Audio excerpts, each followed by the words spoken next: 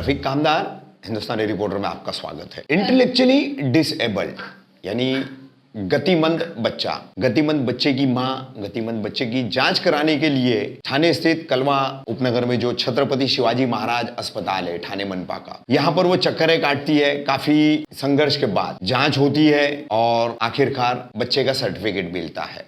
मोहम्मद नवेद शहाबुद्दीन रैन ये बच्चे का नाम है और शबनम शहाबुद्दीन रैन ये उस बच्चे की मां का नाम है। मगर ये सर्टिफिकेट हासिल करने के दौरान नवेद की जो मां है शबनम, उन्हें किस तरह से व्यवस्था की प्रताड़नाओं का, व्यवस्था की जो एक अलग तरह से देखने की नज़र जो होती है उसका सामना करना पड़ा है।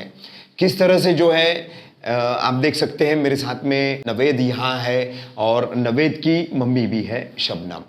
तो हम आज शबनम जी से बात करने वाले कि इनके साथ एक हादसा हुआ छत्रपति शिवाजी महाराज अस्पताल कलवा में। जो मेडिकल ऑफिसर इनके साथ में बदतमीजी से, गाली गलौज से बात कर रहा था, ऐसा इनका कहना है कि उसका वो वीडियो जब बना रही थी तो उस वक्त कलवा छत्रपति शिवाजी महाराज अस्पताल के सुरक्षा रक्षकों ने इनके साथ धक्का मुक्की की, हाथापाई की, गाली गलौज की। आरटीआई के तहत, राइट टू इंफॉर्मेशन के तहत इन्होंने उसके सीसीटीवी फुटेज भी हासिल किए हैं। साथ ही ये घटना हुई, ये वारदात इनके साथ जो हुई वो 4 नवंबर 2020 को हुई थी। उसी दिन इन्होंने कलवा पुलिस स्टेशन में जाकर शिकायत दर्ज करनी चाहिए, तो इनसे कहा गया कि लिखित में आप अपनी शिकायत ला करके दीजिए कंप्लेंट एप्लीकेशन फॉर्म में। तो इन्होंने एक अर्जी बना करके वो भी फाइल की, मगर अब तक पुलिस की तरफ से कोई अपराध दर्ज नहीं किया गया है कलवा छत्रपति शिवाजी महाराज अस्पताल के उन सुरक्षा रक्षकों के या कर्मियों के खिलाफ। ना ही प्रशासन ने, ठाणे मनपा प्रशासन ने जिसके मातहत ये अस्पताल आता है, उसने इस संबंध में कोई कार्रवाई की है या कोई कदम उठाए हैं। शबनम जी क्या बताएंगे आप, कितने दिन से आप छत्रपति शिवाजी महाराज अस्पताल जा रही थी नवेद का सर्टिफिकेट बनाने के लिए? ये जो गतिमंद होने का यानी कि दिमागी तौर पर नवेद कमजोर है, इंटेलेक्चुअल डिसेबिलिटी का उसका ये जो सर्टिफिकेट आपने हासिल किया, तो ये बनाने के लिए जब जा रही थी तो क्या हुआ आपके साथ और किस तरीके के स्थितियों का और हालात का प्रशासन या शासन कहे, उनके जो लोग होते हैं उनके कैसे अनुभव आया आपको? अस्सलाम वालेकुम, मेरा नाम शबनम शहाबुद्दीन रैन है। मेरे बेटे का नाम मोहम्मद नावेद है और मैं कलवा शिवाजी हॉस्पिटल में 2 महीने से भागम दौड़ी कर रही हूँ। और इसके लिए मैं भागम दौड़ी कर रही थी कि बच्चे का सर्टिफिकेट बन जाए। वो लोग मेरे को बहुत दौड़ाए। जब बनाने का टाइम आ रहा था, 2 से 3 महीने हो गए, मेरे को बोले कि ठीक है 4 तारीख को आप आ जाओ, आपका हो जाएगा। तो मैं वहाँ पर गई और उन्होंने मेरे को ये बोले कि ration card, agreement paper, tax पावती और लाइट बिल ये ले आना है। तो मैंने उनको बोली कि ऐसा है, कहाँ है कि जो इतना लगता है आप मुझे लिख के दो। तो डॉक्टर लोगों ने मेरे से बदतमीजी से बात की है। बोले लंगड़े होने का फ़ायदा उठाते हैं। मैंने इतना बोलने पे मैंने उनका वीडियो शूट करना चालू करी। तो वो डॉक्टर ने सिक्योरिटी गार्ड को बुला लिया और वो सिक्योरिटी गार्ड मेरे हाथ से मोबाइल छीन के मुझे प्यार से केबिन में लेके जाके वो लोगों ने मुझे मारे।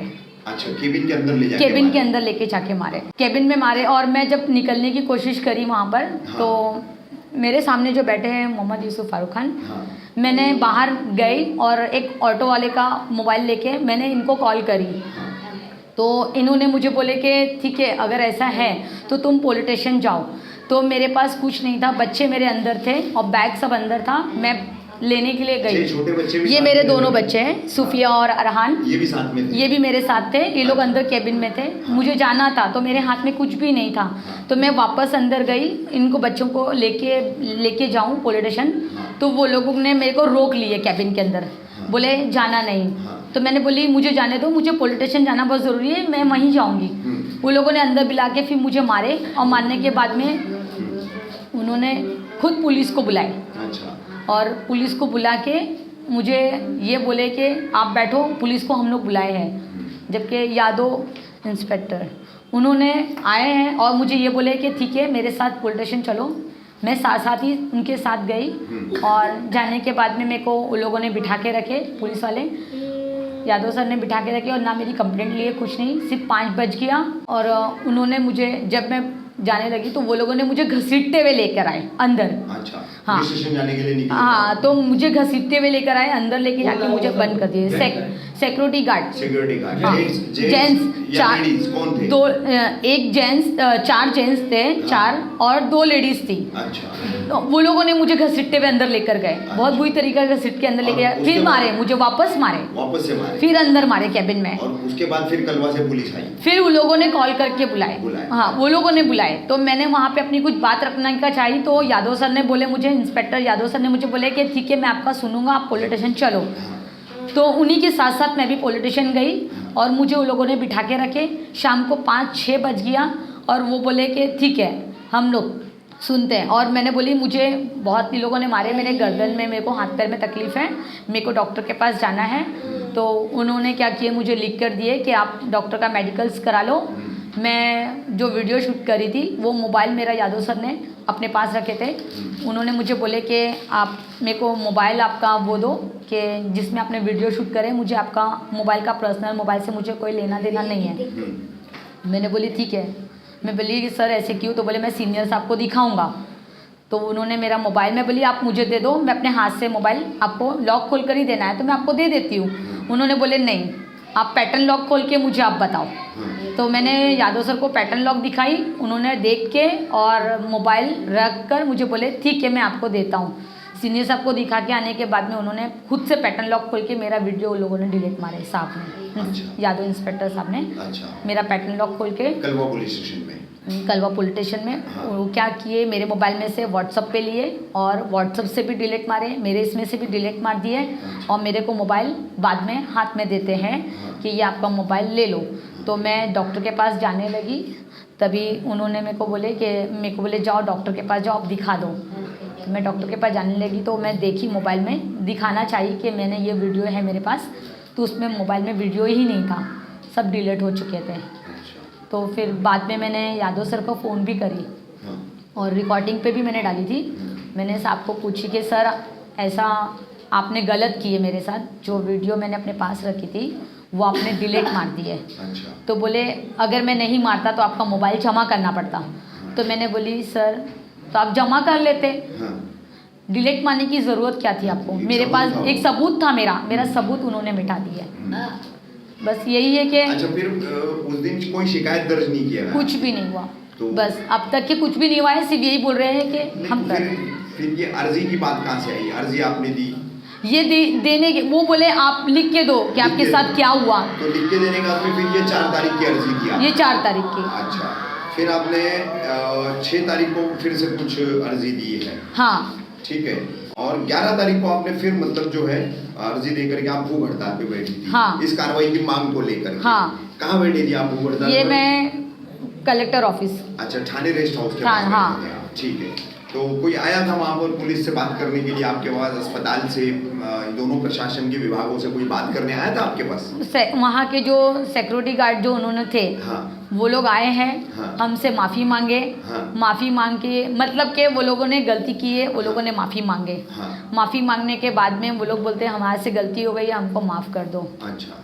तो हम लोगों ने बोले कि ऐसी कैसे गलती, माफ़ी तो आप लोग मांग रहे, हमसे तो कोई गलती नहीं हुई थी। उन्होंने बोले भी कि क्या कर सकते हैं अभी। अच्छा। हम लोग का त्यौहार है, ये है, ख़राब हो जाएगा। हाँ। इसके लिए हम लोग बोले ठीक है अभी तो फ़िलहाल हम उठ रहे हैं। हाँ। इसकी कार्रवाई फिर हम करेंगे वापस। 4 नवंबर 2011 को अपने गतिमंद बच्चे को कलवा छत्रपति शिवाजी महाराज अस्पताल ले गई शबनम के साथ क्या दुर्व्यवहार हुआ वो शबनम की ज़बानी हमने आपको बताया।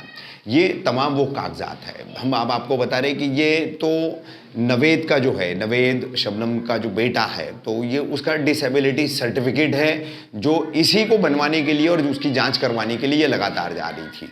अब 4 तारीख को पुलिस ने जो है किस तरीके का कलवा पुलिस ने व्यवहार किया शबनम के साथ, शबनम की ज़बानी आपने सुना। शिकायत दर्ज नहीं की गई, लिखित शिकायत मांगी गई, अर्जी दी गई, आज तक उसके ऊपर कोई कार्रवाई नहीं की गई है। आरटीआई के तहत इन्होंने उसका जवाब मांगा तो उसमें भी कहा कि अभी आपकी इंक्वायरी पेंडिंग है, चौकशी प्रलंबित है। तो अब ऐसा है कि हम आपको वो सीसीटीवी फुटेज भी दिखाएंगे जिसमें बाहर से शबनम को घसीटते हुए लाया जा रहा है, केबिन में ले जाया जा रहा है, वो तमाम सीसीटीवी फुटेज दिखाएंगे, भूख हड़ताल का भी वीडियो दिखाएंगे और सुरक्षा कर्मियों ने आके जो माफ़ी मांगी है वो भी हम आपको दिखाएंगे। वहीं इस पूरी लड़ाई में जो पिछले लगभग 1.5 महीने से लड़ी जा रही है, इसमें शबनम का साथ दे रहे हैं यहाँ के विश्व दिव्यांग अत्याचार विरोधी मंच है, जो दिव्यांग यानी जो विकलांग लोग होते हैं, विकलांग व्यक्ति होते हैं, उनके हितों के लिए, उनके अधिकारों के लिए लड़ने वाला संगठन है। इसके संस्थापक और अध्यक्ष हैं मोहम्मद यूसुफ फारूक खान। तो वो क्या जानकारी देंगे और अब इस लड़ाई में अगला कदम क्या होगा, उनसे जानेंगे अपन। अस्सलाम वालेकुम वरहमतुल्लाहि वबरकातुहू। पहले तो मैं हिंदुस्तानी रिपोर्टर के रफ़ीक भाई का शुक्रिया अदा करना चाहता हूँ। तो हमारी बात प्रशासन तक पहुँचाने के लिए आज हमारे इनका कीमती समय दिए, उसके लिए बहुत बहुत रफ़ीक भाई शुक्रिया, और उनकी टीम का मैं शुक्रिया अदा करना चाहता हूँ। तो हमारे लिए आज अपना कीमती समय निकाले। 4 नवंबर 2020 को शबनम शाबुद्दीन रैन का मुझे फ़ोन आता है 10:30 बजे। बोलते भाई मैं इधर आई थी सर्टिफिकेट लेने के लिए, मगर इन लोग मुझे बहुत परेशान कर रहे हैं, उन लोग मेरे से एग्रीमेंट मांग रहे हैं और मैं भाड़े पे थी, मैं कहाँ से दूंगी। तो मैंने उनको बोला कि जो डॉक्टर आपसे मांग रहा है सर्टिफिकेट देने के लिए, एग्रीमेंट, लाइट बिल, टैक्स पावती, वो डॉक्टर का नाम ले लो आप और डॉक्टर को बोलो कौन से कायदे के अनुसार आप इनसे मुझे मांग रहे हो, इतना लिख के लेके आ जाओ, फिर मेरे को क्या करना है मैं करता हूँ, आगे म्यूनसिपालिटी कमिश्नर के पास कंप्लेंट दर्ज करना है मुझे। तो बोले ठीक है मैं करती हूँ। उसके ठीक 1 घंटे के बाद में मुझे एक किसी अननोन मतलब दूसरे नंबर से फ़ोन करती है, कोई रिक्शा चालक के नंबर से फ़ोन करती है, बोलती है कि यूसुफ भाई मुझे इन लोग ने मारा, मैंने वीडियो बनाया इसलिए इन लोग ने मुझे मारा है बहुत। तो मैं इनको फिर बोला सीधा आप पुलिस स्टेशन चले जाओ, पुलिस स्टेशन जाके अपनी शिकायत दर्ज करो उनके खिलाफ, जब तक मैं भी आता हूँ उधर पे। ये पुलिस स्टेशन जाने के लिए वापस हॉस्पिटल में गई, इनके बताने के अनुसार हॉस्पिटल में जाने के बाद में फिर उनको और मारा गया। जब ये ज़बरदस्ती करके भागने की कोशिश की तो उधर के कुछ पुरुष सुरक्षा रक्षक और महिला सुरक्षा उनको घसीटते हुए अंदर लेके गए, जिसकी हमने आरटीआई के तहत फुटेज निकलवाया है और आरटीआई के तहत उन लोगों का नाम भी निकलवाया है जिन्होंने इन्हें मारहानि किया था। ऐसा मैंने आरटीआई के तहत मांगा हो तो हमें नाम भी मालूम पड़ गया किन किन लोगों ने मारा है, इसलिए हम उसकी कंप्लेंट भी डाला हुआ है। 4 नवंबर को हमने कंप्लेंट दर्ज कराई उनके खिलाफ विनय भंग का मामला दर्ज करने के लिए, और जो दिव्यांग का कायदा होता है 2016 का, उसके 92 एट्रोसिटी अंतर्गत उन पर मामला दर्ज करने के हमने सीनियर को भी मिले, हम उधर पे देवरे साहब है, दरारे साहब, और एसीपी घोसालकर साहब को भी मिला, डीसीपी साहब को मिला, कोई कार्रवाई नहीं हो रही थी। तो हमने फिर इन्होंने 6 तारीख को एक लेटर दिया और उसमें उन्होंने ये भी बताया कि जो यादव थे, पुलिस इंस्पेक्टर यादव, उन्होंने इनका जो सबूत, इनके पास जो सबूत था कि उन्होंने किस प्रकार से उनके साथ में व्यवहार किया, बुरा व्यवहार किया है डॉक्टरों ने, उसका एक वीडियो था, जो वो वीडियो यादव ने उससे डिलीट किया उनके मोबाइल से। इसकी भी शिकायत उन्होंने दर्ज किया कि इन पर मामला दर्ज किया जाए, और 6 तारीख को एक लेटर दिया कि यादव के खिलाफ और सुरक्षा रक्षकों के खिलाफ अगर 11 तारीख तक कोई कार्रवाई नहीं होती है तो ये कलेक्टर ऑफिस के पास भूख हड़ताल पे बैठेंगी, जिसके लिए हमने भी 9 तारीख को इनका समर्थन के लिए लेटर दिया। अगर उनके शिकायत पर कार्रवाई नहीं की गई तो हम सब उनका साथ देंगे, शबनम शाबुद्दीन रैन का, और उनको न्याय दिला के रहेंगे। जब हम न्याय दिलाने के लिए 11 तारीख को बैठते हैं तो पुलिस जो है थाने नगर की और कलवा पुलिस स्टेशन की जो गोपनीय विभाग के पुलिस अधिकारी, वो हमारे पास उन सुरक्षा रक्षकों को लेके आते हैं जिन्होंने इनको उस टाइम बेदम मारहानि किए थे। वो आके बोलते हैं हमसे गलती हो गई, मैं माफ़ कर दो। तो मेरा ये कहना है कि अगर कोई एक आम आदमी अगर जाके अपना कोई काम मतलब किसी को मारता है, सरकारी कर्मचारी को, तो उन पर बिना तपास के 353 ताबड़तोड़ दाखिल होता है। तो एक सच्चाई की जो है, जो सच की है, उस पर कार्रवाई, सच घटी घटना पे कार्रवाई क्यों नहीं होती है? इसके लिए हम लोग ने 11 तारीख को इधर के जो गृह मंत्री है अनिल देशमुख साहब, सीएम साहब, उनको एक लेटर भेजा था। सीएम साहब को ने भी और अनिल देशमुख साहब ने खुद इसमें तवज्जो देके उनसे अहवाल मंगाया सीपी थाने से, मगर वो आज तक अहवाल दिया नहीं गया। ऐसा हमें 5/12/2020 की आरटीआई के तहत एक मालूमात जो घोसालकर साहब ने हमें दिया है कि हमारी जब जितनी भी अर्जियां हैं वो प्रलंबित है। इसलिए हमने 12 तारीख को 12/12/2020 को हम लोग डीसीपी और एसीपी साहब से मुलाकात की है और हमने कहा है अगर आपने हमारी इस अर्जी पर तुरंत कार्रवाई नहीं किया तो हम लोग कोर्ट जाएंगे। अब हमारी कोर्ट जाने की तैयारी हो रही है। सच के लिए कोई नहीं, कोर्ट के और ये माजूर बच्चे को लेके पैसा कहाँ से लाएगी वकील का आना जाना। और ये 2 महीने से भागम दौड़ी कर रही थी, तो एक टाइम पे जाने का 500 रुपये खर्चा आता है। डॉक्टरों ने कितनी बार उनको बुलाया है, बुला के उनका हैरासमेंट किया है। तो इनके ऊपर मामला ये भी दर्ज होना चाहिए, जो माजूर का मामला होता है 92 एट्रोसिटी, अभी नया जो कानून निकला है 2016, उसके तहत भी मामला दर्ज करने की हमारी पूरी कोशिश जारी है कि इनको हमको क्या करना है, जो माजूरों के साथ करते उनको सबक सिखाना जरूरी है। नहीं तो हमारे कितने माजूर बेचारे मार खा के बैठ जाते हैं, क्योंकि उनको मालूम है कहीं भी जाएंगे न्याय तो मिलेगा नहीं। मगर ये औरत आज ये बच्चे को 10 साल से संभाल रही, तो इसको हिम्मत आ गई है, नहीं मेरे को तकलीफ होने दो, चलेगा, मेरे बच्चों को दो, मगर ऐसे किसी और बच्चों को तकलीफ नहीं होना मांगता। ऐसे मुझे रोक के बताती, ईसू भाई तुम मेरा साथ दो, मैं आखिरी तक उनको सबक सिखाए बिना नहीं छोड़ूंगी।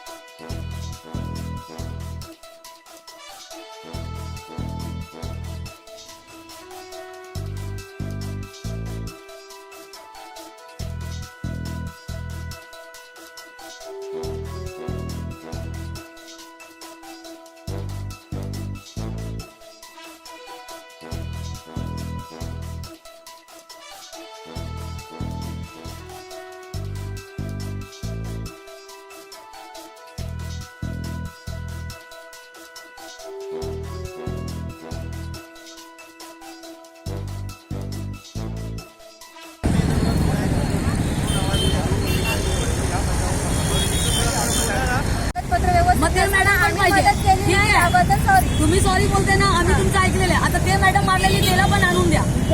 हा बस बस बस बस बस ठीक आहे ठीक आहे. आम्हाला पण आम्ही काय करणार मग, त्याला पण घेऊन यायचं. ते सिक्युरिटी गार्ड मला खेचून घातलेले मारलेले ते पण नाही जाऊ दे कसं. ते मॅडम माफी मागली का, हे मॅडम माफी मागली का, हे पण मारलेली ना, हे मॅडम माफी मागली नाही. जोराने बोला, इथं मध्ये इथे बोला, इथं सांगा. सॉरी जोराने सांगा आता.